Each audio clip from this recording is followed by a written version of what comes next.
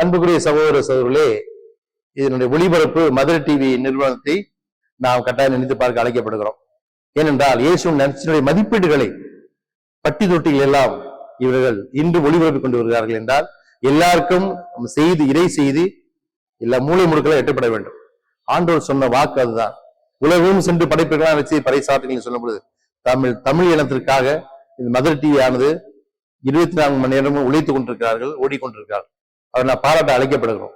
அதே போல எல்லாரும் நீங்கள் இந்த செய்தியை கேட்பதற்கு முன்னாடி சப்ஸ்கிரைப் பண்ணி இந்த செய்தியை கேட்டு உங்களுடைய கமெண்ட்ஸை அவங்க தெரிவித்தீர்கள் என்றால் இன்னும் மெருகூட்டக்கூடிய சூழ்நிலை வருகின்ற பொழுது இன்னும் இந்த மதர் டிவி வளர்ந்து இன்னும் எட்டாவிடங்களுக்கெல்லாம் ஒரு எட்டாக்கனியாக இருக்கின்ற சூழ்நிலையிலே இவருடைய ஒளிபரப்பு முழுவதுமாக சென்றடைந்தது என்றால் அது நமக்கு பெருமை, நம்மை சார்ந்த மக்களுக்கு பெருமை, இதை தொடங்கிய மதர் டிவி நிறுவனத்தாருக்கு பெருமை என்பதை நான் மகிழ்வோடு தெரிவித்துக் கொள்கிறேன்.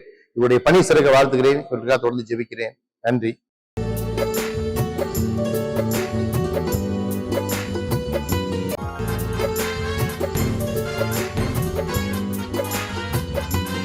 கிறிஸ்து இயேசுவுக்குள் பிரியமான சகோதர சகோதரிகளே, இந்த நாளிலே மதர் டிவியினுடைய ஒளிபரப்பானது உங்களுக்கு இறைவார்த்தையின் மொழியே அறிவிக்கப்படுகிறது.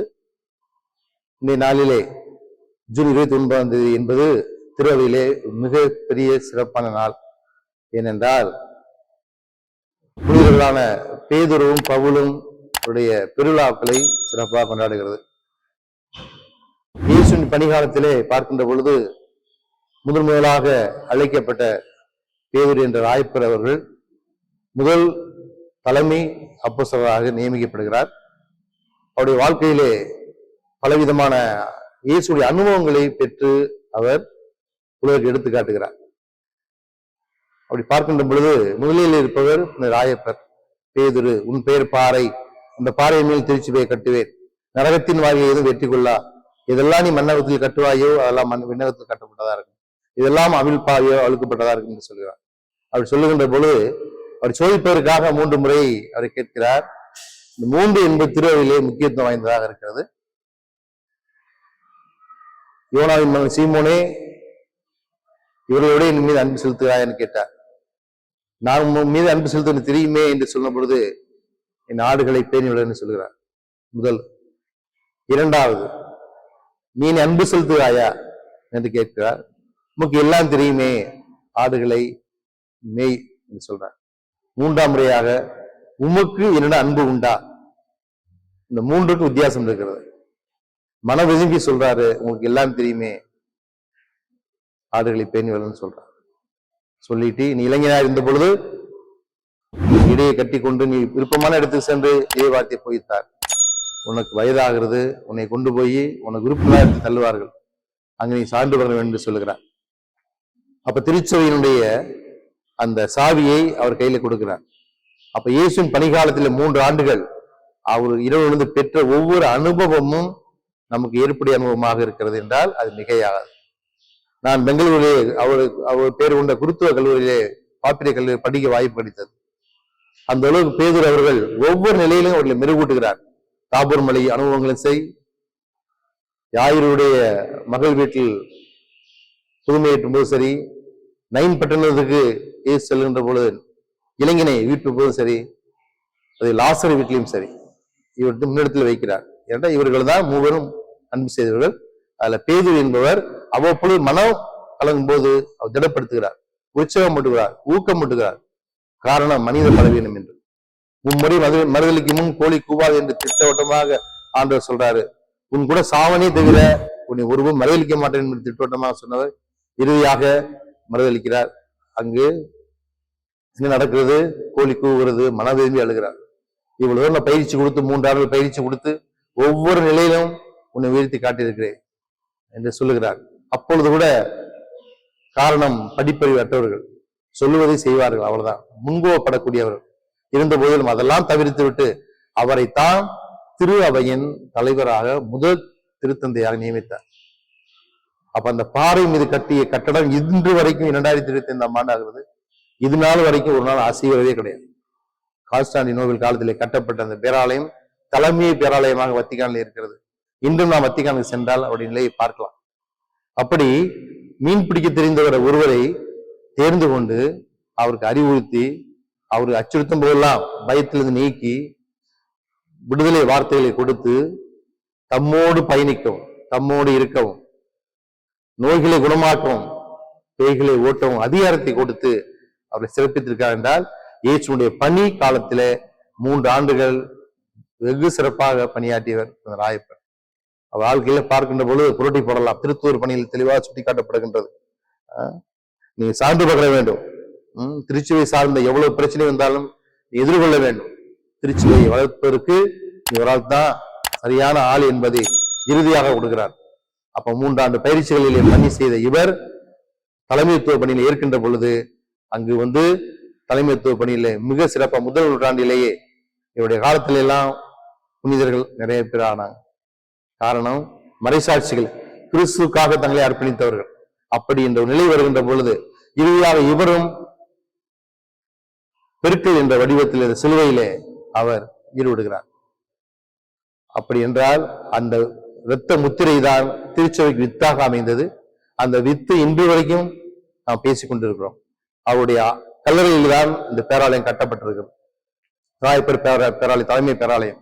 ஆகையாலே நாம் வத்திக்கான் சென்றோம் என்றால் அவருடைய மியூசியத்திலே அவருடைய அனுபவங்கள் எல்லாம் அவருடைய நிகழ்வு எல்லாம் நாம் சந்திக்க முடியும், பார்க்க முடியும், உணர முடியும். அந்த அளவுக்கு டு யூ லவ் மீ என்று சொன்னபோது கூட நான் ஏன் ஏஸ் என்று சொல்கிறார். அந்த அளவுக்கு ஒரு நிலை உள்ளவர் தான் இந்த ராயப்பர். அவரை தான் திருச்சபை 2 பெரும் தூண்களிலே ஒரு தூணாக கடவுள் அவரை நியமித்திருக்கிறார் என்றால் மிக. அதனால இந்த திருச்சபையினுடைய சாவியை உன் கையில கொடுக்கிறேன்னு சொல்லி சொல்றார். திருவையினுடைய நிகழ்வு எல்லாமே பார்க்கின்ற பொழுது இது தலைமைத்துவ பணியில் இருந்தவருக்கு ஒரு நாளும் குறையவில்லை, நிறைவாகத்தான் இருந்தது, இன்றும் நிறைந்து கொண்டிருக்கிறது. எனவே இந்த நாளிலே இந்த பேருடைய விழாவை கொண்டாட நமக்கு அவருடைய பரிந்துரை துணையை ஏற்க தொடர்ந்து நாம் ஜெபிக்க இது கற்றுக்கொள்வோம். அவரிடம் இருந்த அவன் நம்பிக்கையை உறுதி செய்கிறார் ஆண்டவர். உறுதிப்படுத்து, உன் நம்பிக்கையை உறுதிப்படுத்து என்று சொல்றார். அதே போல இயேசுவிட்டு பெற்ற அனுபவங்கள் எல்லாமே சொல்றாரு. யாருக்கு பயப்படுவது? கடவுளுக்கா மனிதருக்கா? நாங்கள் கண்டதையும் கேட்டதையும் எங்களால் அறிவிக்கால் இருக்கவே முடியாது என்று திட்டவட்டமாக ஆணித்தனமாக தெளிவுபடுத்துகிறார் மக்கள் மத்தியில். தூய ஆவியாரோடு செயல்பட்ட காரணத்தினாலே அப்போஸ்தலர்கள் சென்ற இடமெல்லாம் பெருமை அடைந்தார்கள். அது மட்டுமல்ல, தங்கள் வார்த்தையாலும் வாழ்வார் நெறிப்படுத்திக் கொண்டார்கள். ஆகையால கிறிஸ்துவமான வளர ஆரம்பிச்சது. இந்த நாளிலே இந்த புனிதத்துவம் என்று இன்றும் திருவையிலே வளர்ந்து கொண்டிருக்கிறது. இன்று இருக்கின்ற திருத்தந்தை கூட 267வது திருத்தந்தையாக அவர் பொறுப்பேற்றிருக்கிறார்கள். அவருடைய வாரிசுன்னு சொல்லலாம். வாழையடி வாழையா திருவையிலே முதல் திருத்தந்தை ராயப்பர்.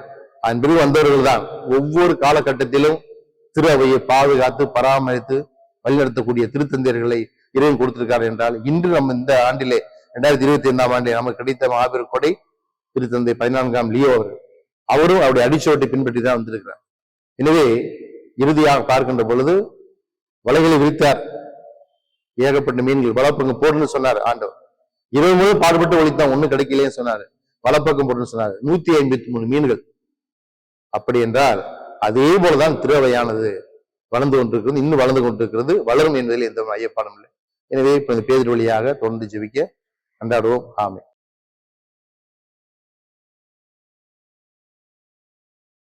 கிறிஸ்துவுக்குள் அன்புக்குரிய சகோதர சகோதரிகளை, இன்று தூய பவுலடியாருடைய விழாவை திருவையான் நிறைவேற்றப்படுகிறது. திருச்சபை பெருந்தூணிலே 2வது தூண் இவர்தான். இயேசுவின் உயிர்ப்புக்கு பிற்பாடு அழைக்கப்பட்ட ஒரு மாபெரும் கொடை இவர்தான். திருவையிலே மிக சிறப்பான விதத்திலே தங்களுடைய கொடுக்கப்பட்ட பணியை பிரமாணிக்கத்தோடு செய்து வந்த ஒரு அப்போஸ்தலர் என்று சொல்லலாம். ஏனென்றால் ரோமியர்கள் திருமுகத்திலே சொல்லப்படுகிறது, நற்செய்தி அறிவிப்பதின் பாகங்கள் எத்தனை அழகானவை என்பதையும், நற்செய்தி அறிவிப்பதின் மீது சுமத்தப்பட்ட கடமை என்பதையும், நற்செய்தி அறிவிக்காவிட எனக்கு ஐயோக்கடி என்பதையும் தன் வாழ்க்கையிலே அணுவனாக அசைத்து ருசித்து வந்தவர் தான் பவுலடியார். திருவையிலே பார்க்கின்ற பொழுது படிப்பிலும் கமாலியன் என்ற ஒருத்தர்கிட்ட திருச்சூர் சட்டத்தை கரைச்சு குடிச்சவர். தமஸ்கனருக்கு வர்றார், கிறிஸ்தவரை ஒழிக்க வேண்டும் என்ற ஒரு கங்கணத்தோடு வர்றார். இடையில தடுத்தாத்து கொண்டு ஆண்டவர் ஒரு அதிர்ச்சியை கொடுத்து பார்வை இழக்க செய்து கீழே விழுந்த, நீ யார் என்று கேட்கின்ற பொழுது, நீ துன்புறுத்தி இயேசு நான் தான் என்று சொல்லி, நீ தமஸ்கினருக்கு செல், அன்னையா என்று ஒருவர் இருப்பார், அவர் நீ என்ன செய்யும் என்று கொடுப்பார், உனக்கு அறிவிப்பார் என்று சொல்லப்படுகிறது. அது பிற்பாடு சவுல் பவுலாக மாறி கிறிஸ்துவை ஏற்றுக்கொண்டு கண்ணிலிருந்து ஒரு பார்வை பெற்று அவர் கிறிஸ்துவை அறிவிக்க முன் வருகிறார். ஏனென்றால் கிறிஸ்துவை அறியாத பிற இனத்து மக்களுக்கும் புற இனத்து மக்களுக்கும் அறிவிக்க தூண்டுகோலாக இருந்தவர் தான் அவருடைய தூதுரை பெண்கள் மொத்தம் 3. எருசலேம் ரோம், ரோம் எருசலேம், எருசலேம் ரோம். அப்படி பார்க்கின்ற பொழுது 13 கடிதங்கள் எழுத கடவுள் அவருக்கு ஆற்றலை கொடுத்தார். 3 பேருக்கு 2 கடிதங்கள், கொரிந்தியருக்கு, தெசலோனிக்கருக்கு, தீமோத்தேயுக்கு. ரோமையர், கலாத்தியர், கொலோசியர், பிலிப்பியர், பிலமோ, தீத்து, தெசலோனிக்கர், இப்படியாக 14 கடிதங்கள் எழுதுகிறார். அந்தந்த குட்டி குட்டி தீவுகளிலே சென்று கிறிஸ்து அறிவிப்பது அவருடைய கடமையாக இருந்தது. காரணம், பிற இனத்து மக்களுக்காக ஏற்படுத்தப்பட்ட மாபெரும் கருவிதான் இந்த பவுலுடையார். அவரை பற்றி முழுமையாக பேசலாம். ஒவ்வொரு வார்த்தையும் நம்ம மனசிலே ஒரு வடுவு போல ஏற்கக்கூடிய ஒரு நிலை வருகிறது. அதுல பார்க்கின்ற பொழுது தீமோத்தேயுக்கு சொல்லுகிறாரு, சிறிதோர் பந்தயத்தை ஓடினே, ஓட்டத்தை முடித்து விட்டேன், விசுவாசத்தை பாதுகாத்தேன், எனக்கு கிடைக்க வேண்டிய வெற்றி வாகை ஆண்டவரிடமிருந்தே வரும். எனக்கு மட்டும் இல்ல, அவரை சார்ந்த எல்லாரும் கொடுப்பார், எல்லாத்துக்கும் கொடுக்கும்போது எனக்கு கொடுப்பார் சொல்றார். பிலிப்பியருக்கு தீமோத்தேயு 4:13 சொல்கிறாரு, எனக்கு வலுவூட்டு கொண்ட இறைவனால் எதையும் செய்ய எனக்கு ஆற்றல் உண்டு. அப்ப அந்த அளவுக்கு பயிற்சி பெற்றிருக்கிறாருனாக்க இதுக்கெல்லாம் முதல் காரணம் பவுலுடையார் தான். என் வாழ்க்கையில் அட்லீஸ்ட் ஒரு சிலரையாவது, எல்லாரும் திரும்ப நான் விருப்பப்படல, ஒரு சிலராவது மாற்ற வேண்டும் எல்லாருக்கும் எல்லாமானேன், கிறிஸ்துவ அனைத்து குப்பையின கருதுட்டேங்கிறார். அப்படி என்றால் கிறிஸ்துவை மையமாக வைத்துத்தான் தன் பணியை ஆரம்பித்தார். Team ministry. ஆண்டவர் வேறு 72 பேரை அமைத்து நியமித்து நான் போக வந்து எல்லா ஊர்களுக்கும் 2 பேரா அனுப்பினார். 2 பேரும் அனுப்புறதுக்கு காரணம் என்னன்னாக்க, ஒன்னு விட்னஸ் வேணும், ஒருத்தர் அடிபட்டார்னா அவருக்கு உதவி செய்து ஒருத்தர் வேணும், 2வது வாதி பிரதிவாதி வச்சா தீர்ப்பு வழங்குவாங்க. அந்த ஒரு நிலையில பார்க்கின்ற பொழுது எல்லாரும் போனாங்க. அப்ப பார்க்கின்ற பொழுது பர்னபா, பர்சபா, தீமோத்தேயு, தீத்து, பிலமோன, மார்க்கு, லூக்கா நற்செய்தியாளர், இவங்க எல்லாம் ஒன்று டீம் மினிஸ்ட்ரியா போறாங்க, போய் அங்கிருந்து பிரிகிறாங்க. அப்ப 3 தூதுரை பயணத்திலையும் ஒவ்வொருவரும் தங்களுடைய பணியை பிரமாணிக்கதோ செய்தார்கள் என்றால் இயேசுனுடைய உடனிருப்பு தம்மோடு இருக்கவும். உங்களுக்கு அதான் சொல்றார், பயணிக்கவும். அந்த பயணம் ஆண்டவர் இயேசுனுடைய பயணமாக இருக்கு. ஆகையாலே அவர்கள் வந்தார்கள், அனுபவத்தை பெற்றார்கள், இயேசுவின் மீது உள்ள நம்பிக்கையை பதிவு செய்தார்கள். மக்கள் மத்தியிலே, ஒவ்வொரு நகரிலும் போய் மக்கள் மத்தியிலே இயேசுவை அறிவித்தார்கள். நாங்கள் பெற்ற இறை அனுபவத்தை மக்களோடு பகிர்ந்து கொண்டார்கள். அப்படி என்றால் இவர் தான் திருச்சுவின் 2வது பெரும் தூண் என்று சொல்லப்படுகிறது. இன்னும் பெரிய பேராலயம் இருக்கிறது. அந்த அளவுக்கு இயேசுனுடைய உயிர்ப்புக்கு பிற்பாடு கிறிஸ்துவால் அழைக்கப்பட்டு தன் இறை அனுபவத்தை கிறிஸ்துவோடு பெற்று நீ யாருக்கு நீ பணி செய்ய வேண்டும் என்பதை இறைவன் தெளிவாக சுட்டி காட்டுகின்றார். அதுதான் பிற இனத்து மக்களுக்கான பணி. அந்த பணியிலே அவருக்கு தெரியாத வேலையே கிடையாது. எல்லா வேலையும் நல்லா படித்தவர், பண்பு கொண்டவர், முடிவெட்ட தெரியும், செருப்பு தைக்க தெரியும், தையல் வேலை தெரியும், எல்லா வேலையும் தெரியும். அப்படியாப்பட்ட கருவியை தான் சிறந்த ஒரு கருவியாக ஏற்படுத்தினார் என்றால் மிகையாக. தீமோத்தேயுவை திருமுகத்தில் சொல்றாரு பவுலுடையார்ட்ட, இறைவார்த்தை அறிவி, வாய்ப்பு கிடைத்தாலும் கிடைக்காவிட்டாலும் அறிவிப்பதில் மனந்தளராதே, பொறுமையோடு கற்றுக்கொள், கடிந்து பேசு, கண்டித்துக்கொள், மனந்தளராதே. ஆனால் நீ எப்படி எருசலேமிலே சான்று பகிர்ந்தியோ அதே சான்றை எனக்கு ரோமையிலும் பார்க்க வேண்டும் என்று சொல்கிறார். அந்த அளவுக்கு எனக்கு வலுவூட்டு கொண்ட துணை இறைவன் ஒரு நாளும் என்னை விட்டு விலக மாட்டேன் என்பதிலே ஐயப்பாடமே இல்லை. எனவே அன்புக்குரிய சகோதர சகோதரர்களே, இந்த பவுலுடையாருடைய விழாவிலே பார்க்கின்ற பொழுது மன உறுதி கொண்டவர், ஆண்டவர் மீது பற்றுறுதி கொண்டவர்.